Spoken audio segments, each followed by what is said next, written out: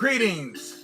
This is Doc Ock coming at you live and direct from Black Facts Headquarters Central.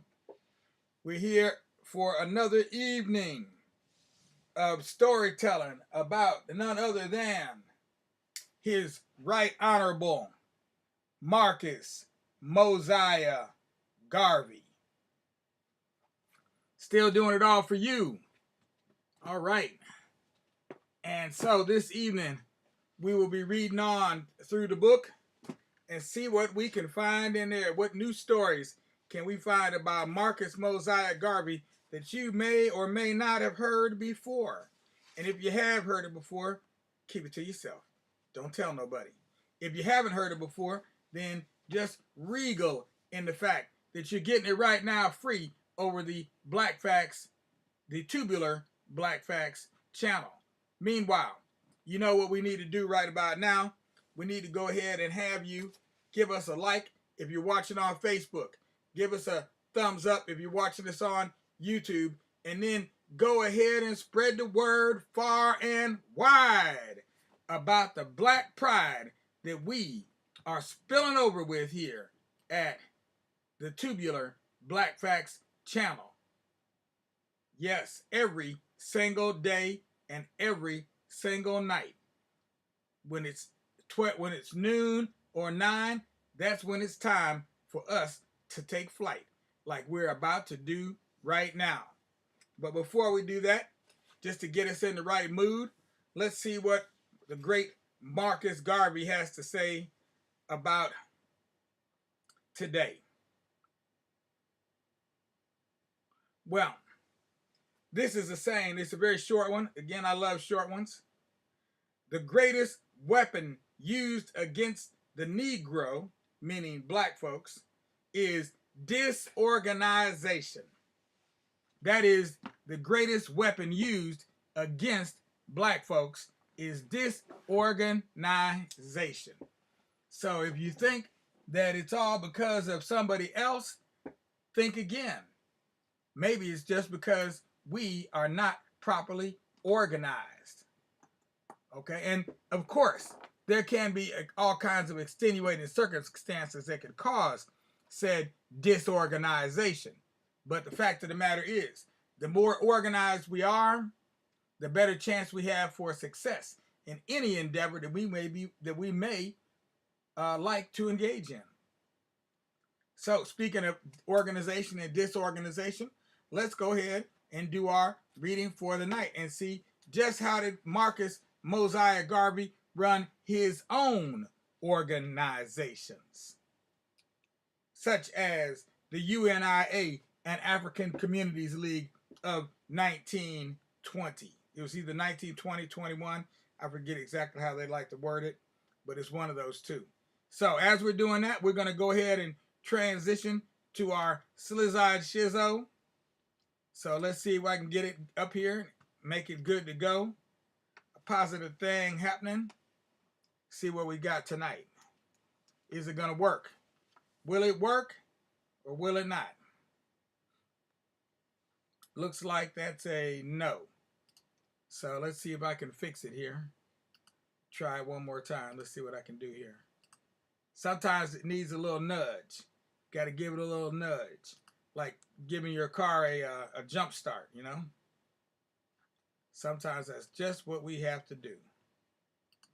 Now let's see what happens this time. Okay. There we go. That's what I'm talking about. Now, so we talked about the 1921 convention, the 1920 and the 1921 conventions of the Universal Negro Improvement League and African Communities League. The 1929 convention was truly a reminder of the glorious days of the UNIA's peak. On the opening day, thousands of cheering spectators lined the streets of Kingston to view a parade that stretched for 5 miles. Men, women, and children perched on rooftops, fences, and trees to watch the amazing spectacle. Garvey, wearing scarlet robes and a red and white hat, rode in an open car that was decorated with the UNIA colors of red, black, and green. Around him marched the uniformed members of the UNIA's various divisions. At the end of the parade were grouped the thousands of delegates who had again answered Garvey's call. Garvey was triumphant. The convention reassured him that his original skills and leadership talents were still intact. Unfortunately, the 1929 convention was also the scene of trouble between the UNIA leader and the organization's U.S. chapters. Early in the month-long convention, Garvey criticized some of the American UNIA leaders. It was their fault, Garvey charged, that the organization faltered while he was in prison. Stung by these accusations, the Americans grew hostile to Garvey. When he demanded that the UNIA's international headquarters be moved from New York to Kingston, they rebelled. Garvey, as the founder and president of the association, wanted the headquarters to be where he was, but the Americans, protesting that the UNIA's strength and financial support were based in the United States, wanted it to remain in New York. Unwilling to compromise on the issue, the U.S. delegates angrily withdrew from the convention because the U.S. branch of the association had accumulated some heavy debts. Garvey was eager to sever his ties and start anew. Renaming his group, the parent body, Garvey renamed his group the parent body of the Universal Negro Improvement Association. Both the American organization and Garvey's International Association continued to refer to themselves as the UNIA until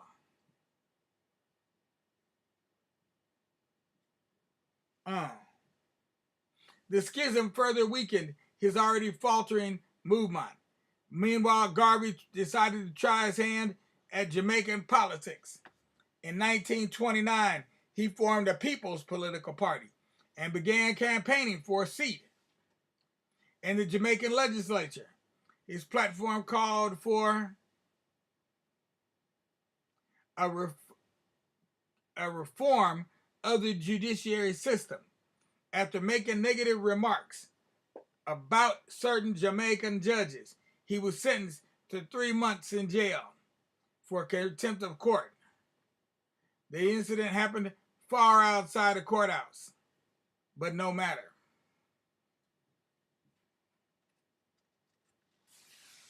The father of two. Yes, he had another son born in 1930 by the name of Marcus Garvey, and Julius, born in 1933. In 1935, Garvey left Jamaica for the last time and moved the UNIA headquarters on Lyndon Johnson. His efforts had failed. He hoped that in London he would have better luck.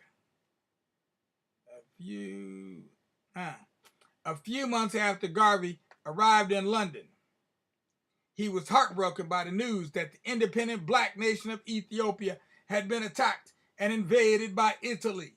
His hope for black self-rule in Africa grew weaker and weaker after Ethiopia's conquest. Although he joined other black spokesmen in denouncing Italy's unprovoked attack, he also criticized Ethiopia's ruler, Emperor Haile Selassie, for failing to modernize the country's armed forces so that they could trample the invasion, so they could repel the invasion rather. Garvey called on the world's blacks to unite in defense of their ancestral homeland and predicted grim consequences if Italy they fell.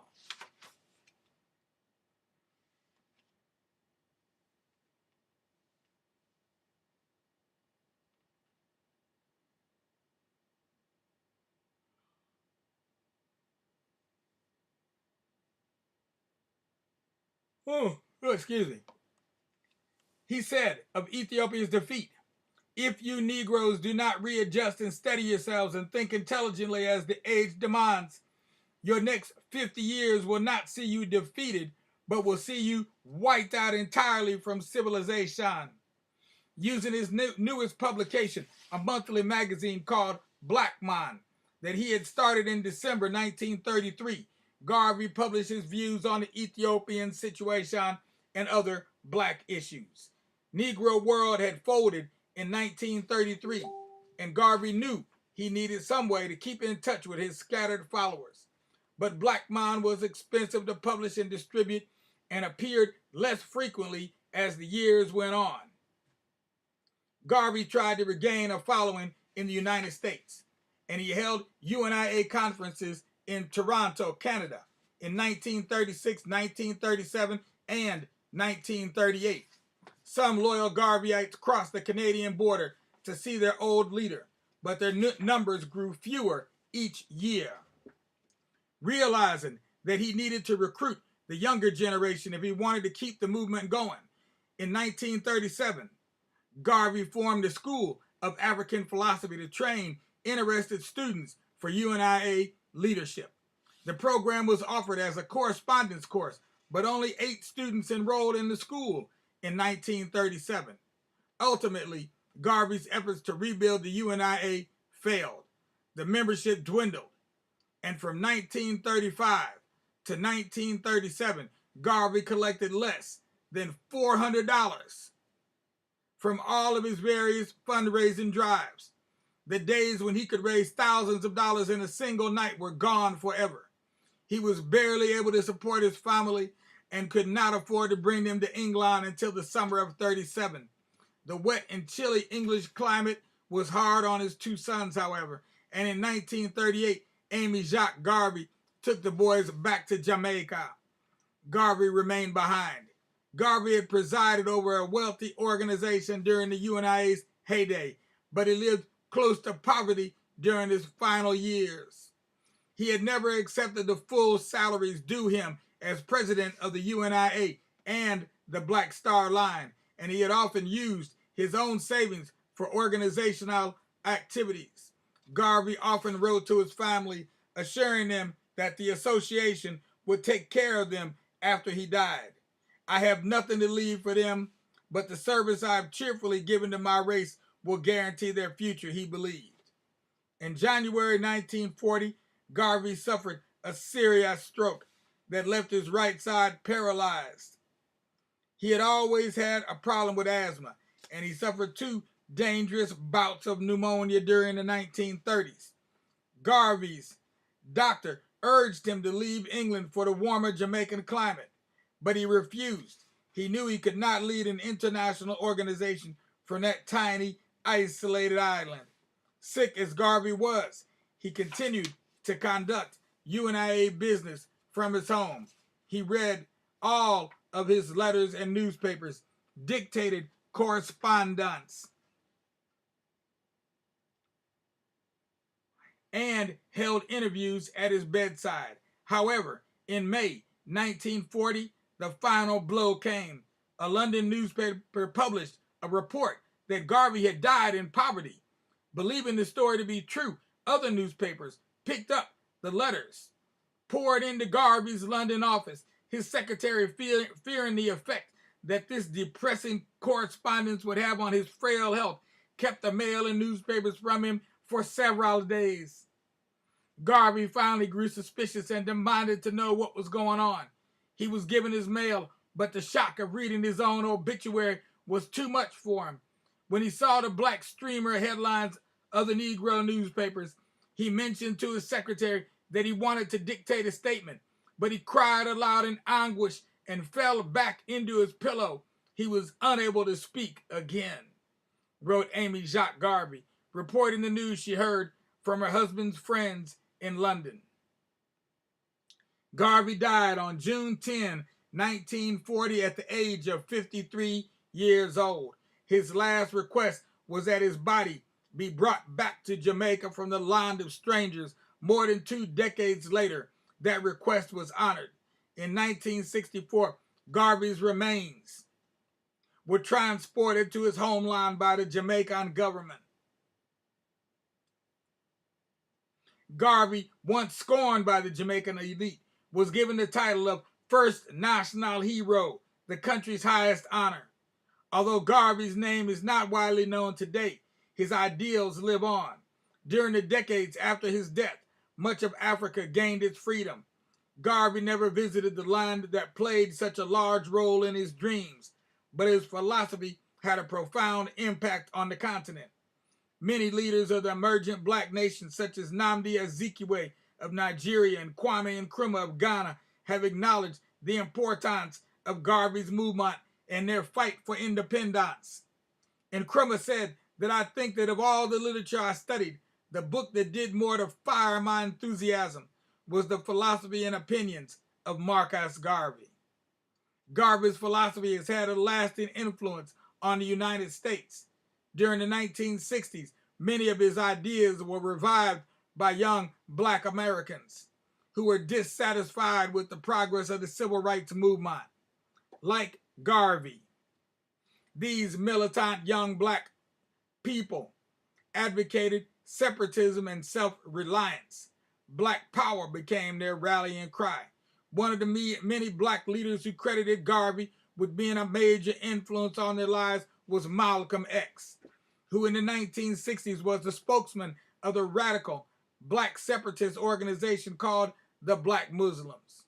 Malcolm's father was a passionate Garveyite, and Malcolm was raised to believe in Garvey's doctrine of African nationalism and black unity. Every time you see another nation on the African continent become independent, you know Marcus Garvey is alive. Malcolm X once said, all the freedom movements that are taking place right here in America today were initiated by the work and teachings of Marcus Garvey. The black newspaper Amsterdam News described Garvey's accomplishments in this way. Marcus Garvey made black people proud of their race. In a world where black is despised, where anything dark is considered evil, including ICE, he taught them that black is beautiful. Garvey knew that the fight would continue after his death. When I am dead, wrap the mantle of the red, black, and green around me, he once said. Look for me in the whirlwind or the storm. Look for me all around you, for with God's grace, I shall return and bring with me countless millions of black slaves who have died in America and the West Indies and the millions in Africa to aid you in the fight for liberty, freedom, and life. And that, my friends, is the end of that. Marcus Garvey, black nationalist leader. From the Coretta Scott King series, Black Americans of Achievement. Yes, not a bad book. For the most part, it was fairly accurate, I thought. For a children's book, you're probably not going to find anything better than that. No matter how nice the covers look, this old book written back in the 1980s, I think, hardback book, you can find it online. You can get it on Amazon for a song and a dance. You know, you can dance a jig and you get this book. Yeah, published 1988. So it's old, but it's good. In the meantime, you know what you need to do. All you little children out there need to take your little head, put it on your little pillow, on your little bed, and close those your eyes while you wait on that sun to rise. And when you feel those sunbeams beaming down on your eyes, you'll know that it's time for you to rise and shine. Oh, children of mine. Absolutely. It's time to get your rest, So when you rise in the morning in the new day, you can be the best. So clearly, we're going to wait on the dawn of the new day. And we pray that you, all you little young ones out there, can bring the new day in a whole new way and do something that none of us have ever seen or imagined before. We're waiting on you, for you are the ones that we've been waiting for. In the meanwhile, all you adults out there, you're the ones that we've been waiting for here at Black Facts. And what we'd like you to do before you kick back and relax to the max is to go ahead and give us a like if you're watching on Facebook, a thumbs up if you're watching on YouTube, and last but not least, go ahead and subscribe to the Tubular Black Facts channel right below. You'll find a button.